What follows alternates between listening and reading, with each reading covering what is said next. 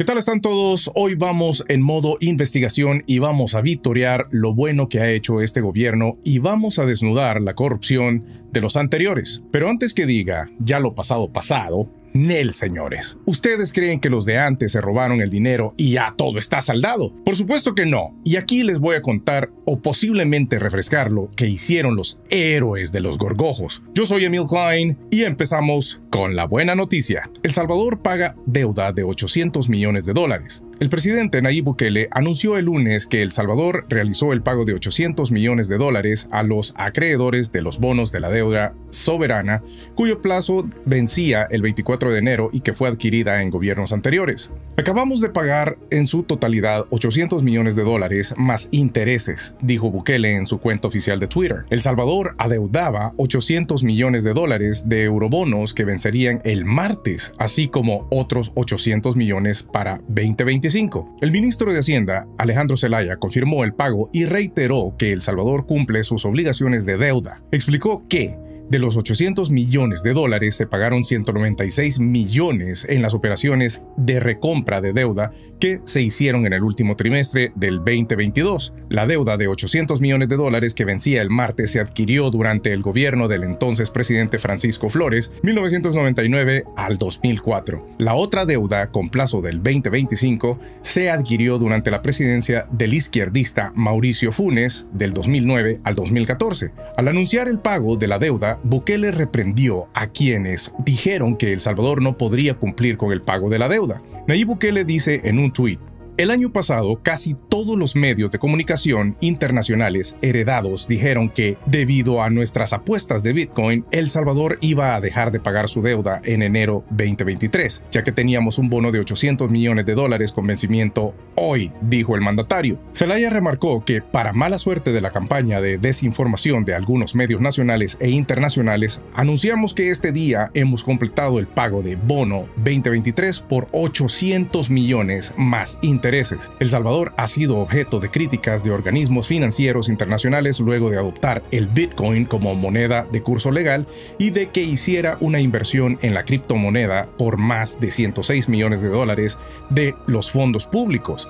El Fondo Monetario Internacional recomendó a El Salvador eliminar el Bitcoin como moneda de curso legal debido principalmente a su volatilidad y falta de regulación, pero el gobierno de Bukele desestimó la recomendación y anunció que emitirá bonos Bitcoin. Desde que entró en vigencia el uso de la criptomoneda, se puso a disposición de los salvadoreños la billetera electrónica Chivo Wallet, y el Congreso aprobó un fideicomiso para pagar un bono de $30 para incentivar su uso. La billetera Chivo permite convertir las criptomonedas en dólares. Pero vamos a conocer un poco la historia de la deuda adquirida por los heroicos padres de la patria, Gorgoja. Es un secreto a voces que la economía salvadoreña es muy dependiente del ahorro externo. Esto es, del flujo de la deuda, pues luego de la formación de la dolarización en 2001, se forzó el financiamiento externo a partir de la emisión de bonos colocados en la bolsa de valores, debido a la acumulación de letes propiedad del Estado, que no puede volver a seguir financiándolas allá en el Colón. A diciembre de 2015, la deuda pendiente de emisión de eurobonos fue de $5.640 millones, que representó el 46,3% de $12.163 millones de deuda del sector público no financiero, excluyendo la deuda del pasivo por pensiones. La primera gran emisión de eurobonos se produjo entre 2001 y 2003, por un total de $1.300 millones en dos emisiones. Euro SB 2032 por $500 millones y euros SB 2023 en dos colocaciones por $800 millones.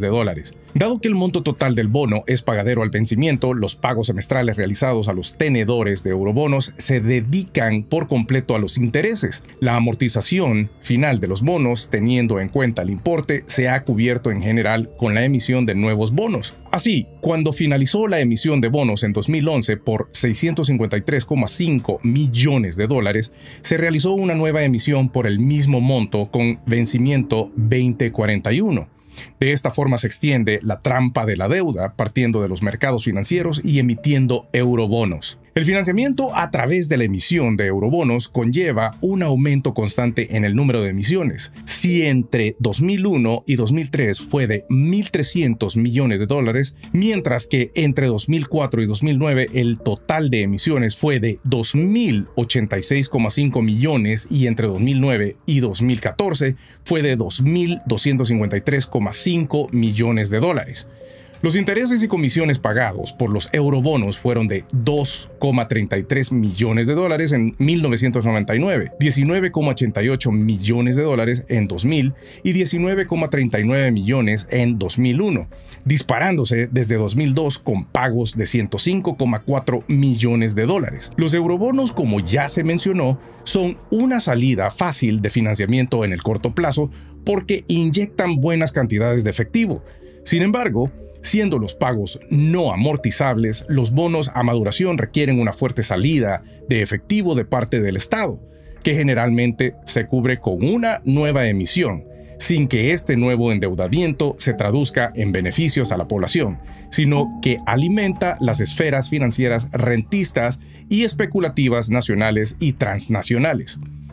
Así, los eurobonos son uno de los instrumentos de mayor costo financiero. Los aspectos jurídicos de la emisión de eurobonos 2023. Pero, ¿existe una ilegitimidad en este tipo de préstamos? Se analizan dos aspectos: cláusulas inconvenientes para los intereses del Estado salvadoreño y vicios de inconstitucionalidad. Número 1. Posible comisión de delitos. Número 2. Cláusulas inconvenientes para los intereses del Estado salvadoreño con vicios de inconstitucionalidad.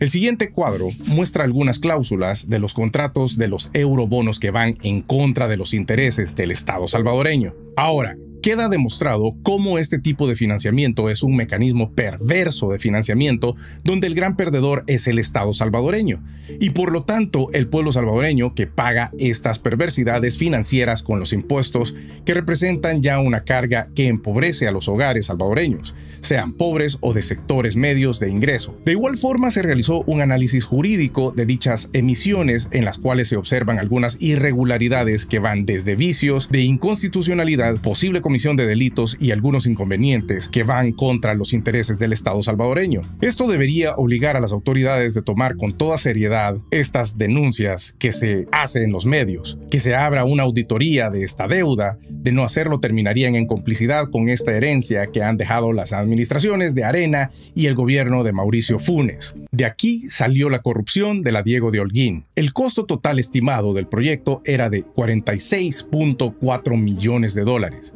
De esa cantidad, 20,8 millones de dólares corresponden al tramo 1, en el cual hasta ese momento no se registraba alguna irregularidad, y 25,6 millones eran el costo estimado para la construcción del tramo 2, y fue en este que se registran diversos hechos de corrupción. En total, el Boulevard Diego de Holguín, tramo 1 y 2, terminó costando más de 73 millones de dólares, de los cuales 20,7 millones de dólares corresponden a la construcción del tramo 1, que se financió con parte de los recursos del préstamo número 1417, y 23,3 millones corresponden al tramo 2, de igual forma financiado con recursos del préstamo número 1417. Dicha cifra fue donde se registran varios hechos plagados de vicios de corrupción.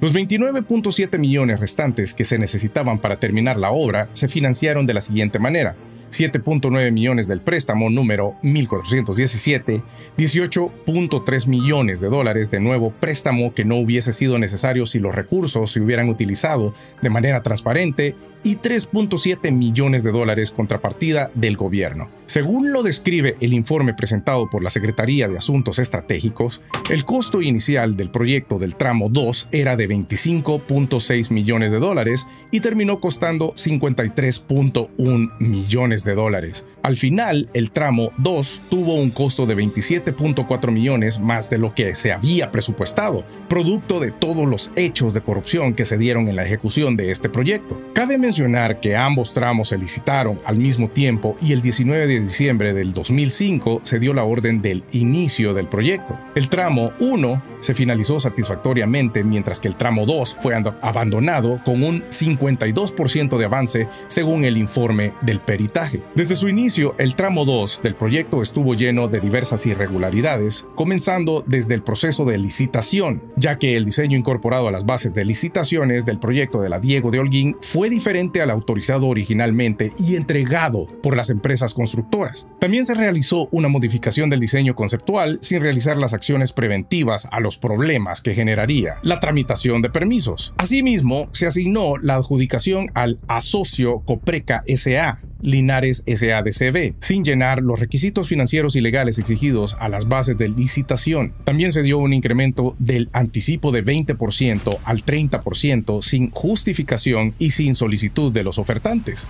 Esto refleja que las autoridades que estaban encargadas del proyecto beneficiaron descaradamente al asocio. Como decía, es importante modernizar, pero este tema es sumamente delicado. Y hoy, cuando lo que se requiere es más transparencia, lo que se requiere es mayor dación de cuentas, lo que se requiere es un manejo más acucioso y responsable de los fondos públicos, lo que trae esta ley es un nivel mayor de exclusiones que están ahí plasmadas en el artículo 3, entre otras cosas. Retomando algunas de las palabras que han hecho en las intervenciones anteriores, sé que sin duda este gobierno ha sido ágil para comprar de forma irregular, otorgando contratos a sus amigos, a sus cheros, a su familia. Ha quedado demostrado desde el inicio de esta administración que a este gobierno le estorba la LACAP y lo ha demostrado con hechos claros y contundentes que no dejan lugar a dudas. Ya se mencionó durante la emergencia sanitaria, durante la pandemia. Se declararon emergencias con el fin de dejar de ocupar la LACAP para hacer una serie de convenientes irregularidades en la adquisición de equipo de protección personal, en la adquisición de paquetes alimentarios, en la contratación de hoteles para centros de contención y un largo etcétera. Otra de las irregularidades fue la ausencia de monitoreo y supervisión oportuna en el uso de los fondos del anticipo, a pesar de ser exigido en las bases de licitación, lo cual se demuestra en los estados financieros de Copreca Linares que no guardan relación con los pagos recibidos. Y por último, se modificó la cláusula de renuncia de arbitraje en contrato y la resolución del laudo arbitral en unos términos lesivos a los intereses del Estado, permitiendo el pago de obras que no se habían construido. Las irregularidades ya mencionadas y otras que se presentaron en diversas etapas del proyecto hacen necesario que se realice un análisis económico-financiero y jurídico, el cual permite establecer una estimación de los costos de las diversas anomalías. Ahora, ¿cree usted que lo pasado? Estamos endeudados hasta los huesos. Y no es algo que vamos a decir borrón y cuenta nueva. Si usted está pensando en votar por esos idiotas que nos endeudaron y se robaron el dinero, piénselo 2 veces, porque si llegaran a quedar nuevamente, El Salvador y sus nietos no verán un país próspero.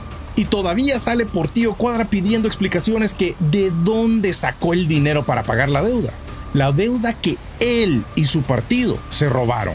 Cínicos.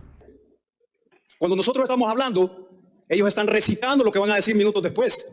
No ponen atención, hablan de la ley de medicamentos y no entienden y dicen que la LACAP ya regula la urgencia en las compras. Y es cierto, pero voy a poner un ejemplo, porque estoy seguro que todos ellos tienen las vacunas que precisamente se negociaron. Al país se le dio un derecho preferente entre 10 países en todo el mundo. Cuando nosotros le decíamos, por ejemplo, a la farmacéutica Pfizer, que si no entregaban en fecha y en tiempo, de acuerdo a la LACAP, iban a pagar una multa diaria que sigue sumando, ¿qué creen que nos decían? No les vamos a vender la vacuna entonces. No solo le estamos dando un derecho preferente, sino que usted me está diciendo que nos van a poner multa por cada día. Entonces sencillamente olvídense de la vacuna. Y esa es la inoperancia, por ejemplo, de la LACAP, que ustedes jamás van a entender. Pero sí tienen la vacuna puesta. Y sus hijos y sus familias tienen la vacuna. Pero es puro desconocimiento. Yo no le llamaría ingenuidad. Sencillamente no les importa averiguar ni estudiar las razones del por qué. Solamente generan una postura de oposición genuina, sin sentido, porque así lo han hecho toda su vida. Ellos beneficiaban a sus cheros, enriquecieron a sus amigos, enriquecieron a sus grupos empresariales, enriquecieron a sus familiares. ¿O ya se les olvidó? En conclusión, les invito a considerar y analizar quiénes fueron los actores de tales deudas. Póngase a pensar que estos personajes que hoy quieren lanzarse como candidatos, como Ronald Umaña o el Chino Flores, vienen de lucrarse con la deuda del país y peor aún, jamás sabrían cómo pagarla. Por el contrario, nos llevarían a la total quiebra, ya que seguirían robando tanto para ellos como para sus amiguitos. Así que, buxos caperuxos, no crean ni en el nombre que dicen tener. Muy bien, damas y caballeros, lastimosamente hemos llegado al final de este programa, pero no me despido sin antes agradecer su compañía. Recuerde que si es primera vez que pasa por aquí, no olvide suscribirse, darle like y darle a esa campanita. También le recuerdo que estoy en redes sociales como en Twitter, @EmilKlein1, Facebook, Política y Atlacatl e Instagram como @Política y Atlacatl. Les deseo un día bendecido y será hasta la próxima.